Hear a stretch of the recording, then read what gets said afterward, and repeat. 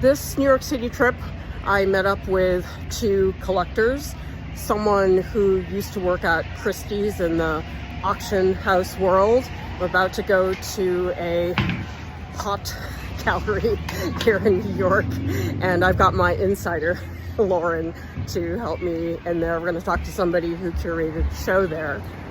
I think if you want to be a part of that art world, you really have to understand what is the mindset for each of these groups of people.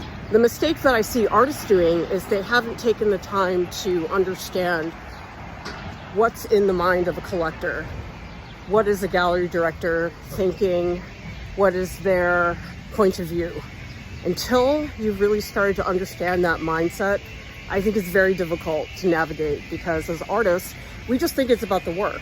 And of course it is. Before you even begin that process, you have to understand who does what in the art world, because there are some people who may not even be relevant to the type of work that you want to do, in which case you're barking up the wrong tree. Somebody in art club asked me this week what's the difference between a contemporary art gallery and a museum.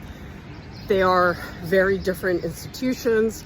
However, there is a lot of overlap, and that's an important thing to know. For example, Hauser & Wirth, which is a major gallery that is international, they now have several of their artists who are showing at major exhibitions. Like Amy Sherald is represented by Hauser & Wirth. She has a show at the Whitney Museum. And so a lot of these worlds, they may seem super different, but they definitely coincide in a lot of situations.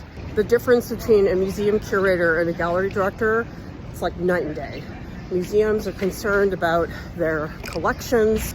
If you're a gallery director, you're in a commercial gallery making sales of the artwork. Museums don't do sales. Those are really key fundamental things that you have to go into the process understanding.